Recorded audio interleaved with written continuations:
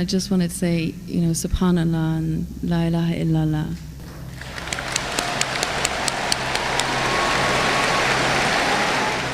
بسم اللہ الرحمن الرحیم. السلام علیکم ناظرین. دین دنیا چینل میں آپ کو خوش آمدید کہتے ہیں. ناظرین، دین حق کی طرف لوٹنا خوش نصیبی کی بات ہے.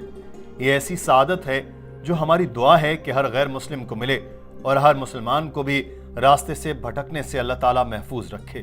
بلا شبہ ڈاکٹر ذاکر نائک نے اب تک سینکڑوں لوگوں کو اسلام کی روشنی سے منور کیا اور دہائیوں سے جاری دعوت کے کام کے دوران ان کے ارادوں میں ذرا سی بھی لغزش نہیں آئی.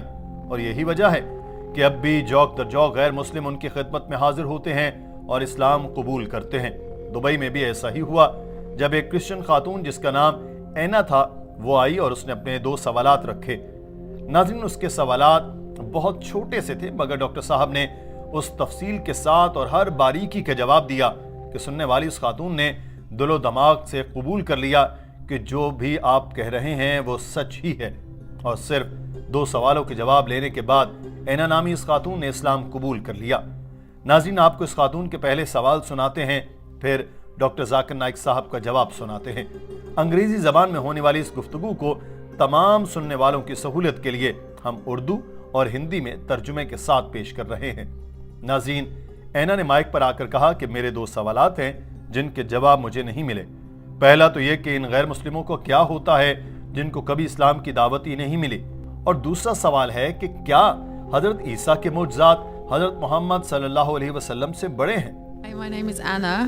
I want to ask, what happens to non-Muslims who have never been exposed to Islam?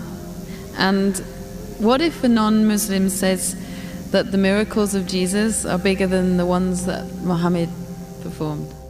Doctor Zakir Naik نے کہا کہ مجھے نہیں لگتا کہ کسی کو اسلام کے بارے میں پتہ ہی نہ ہو یا کسی کو اسلام کی دعوت نہ ملی ہو. آج سے 50 سال پہلے اگر آپ یہ سوال کرتی تو شاید میں کہتا کہ صحیح کہہ رہی ہیں، مگر آج کل سائنس اور ٹیکنالوجی کا دور ہے اور اس دور میں ممکن نہیں کہ کسی کو اسلام کے بارے میں پتہ نہ ہو. میڈیا تو ہر وقت اسلام کے بارے میں بتاتا رہتا ہے، چاہے وہ منفی باتیں ہی ہوتی ہیں. اسلام دہشت گردی کا مذہب ہے، اسلام جبر کا دین ہے، اسلام میں عورتوں کو دبایا جاتا ہے، حقوق نہیں دیے جاتے، جو بالکل غلط ہے. تو سوال یہ ہو سکتا ہے کہ اسلام کے بارے میں درست معلومات نہ ملی ہوں. قرآن پاک میں سورہ حجرات میں لکھا ہے کہ جب کسی چیز کی خبر ملے تو اس کو آگے پھیلانے سے پہلے اس کی صحیح ہونے کی تصدیق کرنی چاہیے. اگر کوئی شخص جنگلوں میں رہتا ہے یا کسی ایسی جگہ پر جہاں کوئی جدید سہولتیں نہیں ہیں تو ہو سکتا ہے کہ اس کو اسلام کی خبر نہ ملے.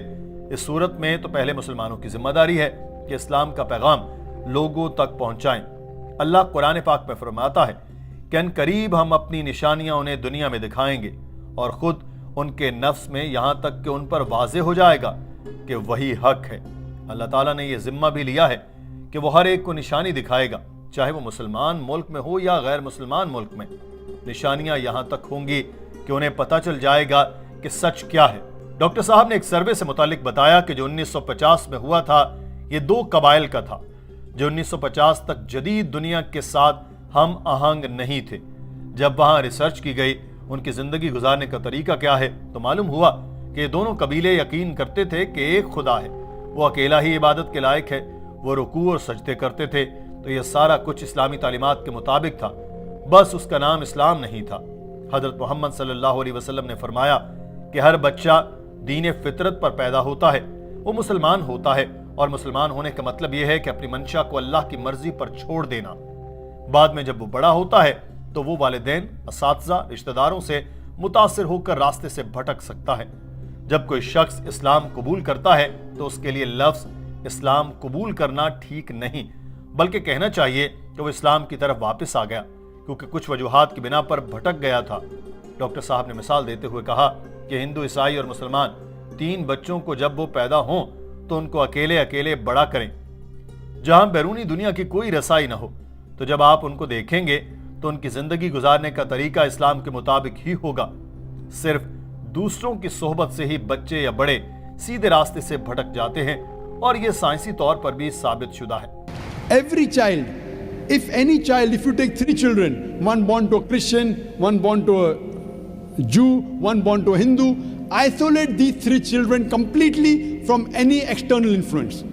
And when they grow up and you try and find out what is their way of life, it will be nothing but Islam. Only after external influence, they start deviating and worshipping wrong things and having wrong ideas. This is scientifically proven. Furthermore, sister, where your second question is concerned, that what if someone doesn't know Islam and thinks that Jesus Christ did miracles? Doctor Zakir Naik نے اس خاتون کو دوسرے سوال سے متعلق بتایا کہ مجھے بھی یقین ہے کہ حضرت عیسیٰ نے معجزات دکھائے تھے، مگر بہن معجزات ٹیسٹ نہیں ہے کہ کون بڑا ہے کون نہیں۔ بائبل میں لکھا ہے کہ جیزس نے کہا کہ بہت سے جھوٹے کرائسٹ اور جھوٹے پیغمبر آئیں گے جو معجزات دکھائیں گے اور دھوکہ دیں گے۔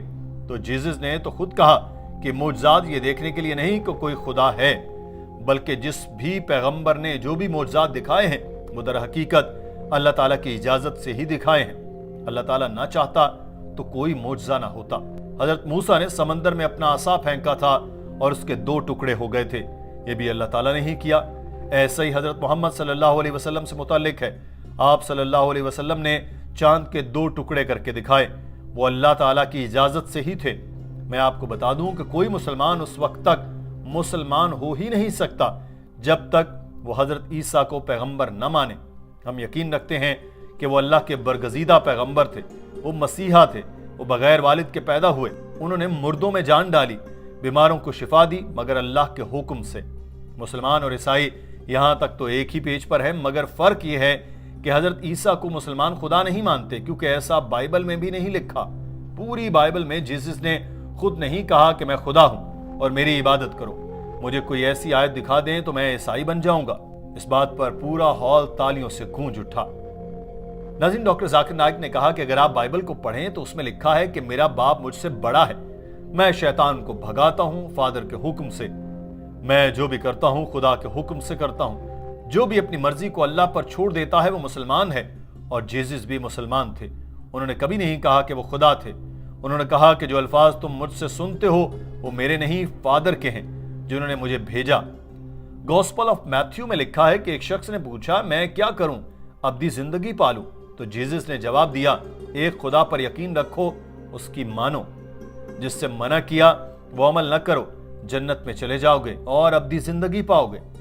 جیزس نے کبھی نہیں کہا کہ مجھ پر یقین رکھو میں خدا ہوں، انہوں نے کبھی نہیں کہا کہ مجھے خدا سمجھو تو جنت میں جاؤ گے۔ ڈاکٹر صاحب نے بتایا کہ بائبل میں لکھا ہے کہ انسانوں میں سے ہی ایک انسان کو چن کر اس کے ذریعے معجزات دکھائے گئے جو خدا نے خود کیے اور تمہیں دکھائے۔ تو جو بھی معجزات جتنے بھی پیغمبروں نے دکھائے وہ سارے کے سارے اللہ کے حکم سے اور اس کی نشانیاں ظاہر کرنے کے لیے ہی تو تھے۔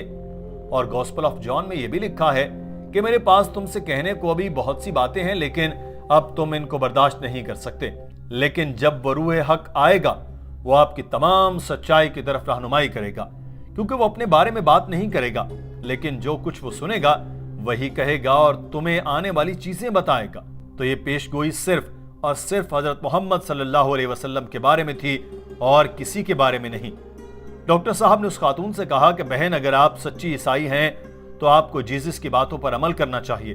ڈاکٹر صاحب کے یہ کہتے ہی اس خاتون کے چہرے پر مسکراہٹ آ گئی۔ اس نے مائک پر آ کر کہا میں آپ سے سوال کر رہی ہوں تو وہ صرف اپنے غیر مسلم اہل خانہ اور دوستوں کی وجہ سے۔ میں صرف آپ سے کہنے آئی تھی کہ سبحان اللہ اور لا الہ الا اللہ۔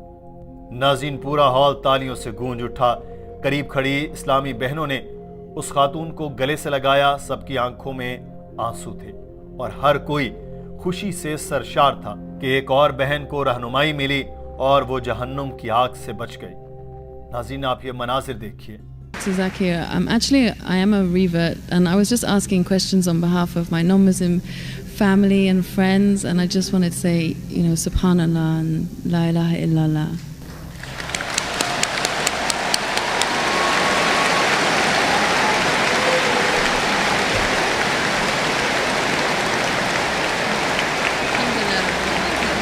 That's why I said you have to say what you have to say.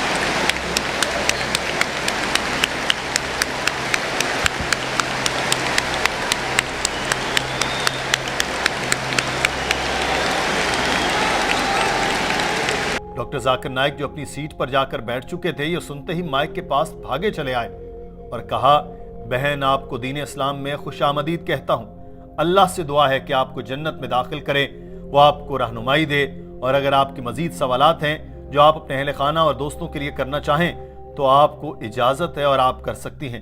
اگر آپ کے جو بھی سوالات ہیں میں ان کے جواب بخوشی دوں گا۔ ہماری دعوت سینٹر بھی آپ کو پوری مدد کرے گی۔ اس خاتون نے اشارے سے بتایا کہ اس کے اور کوئی سوال نہیں۔ ڈاکٹر صاحب اپنی سیٹ پر جا کر بیٹھے مگر ہال میں تالیوں کی گونج کئی منٹ تک برقرار رہی۔ ناظرین، اس خوبصورت ویڈیو کے بارے میں آپ کی رائے کیا ہے؟ کمنٹ سیکشن میں ضرور آگاہ کیجیے گا۔ اپنا خیال رکھیے۔ اللہ حافظ۔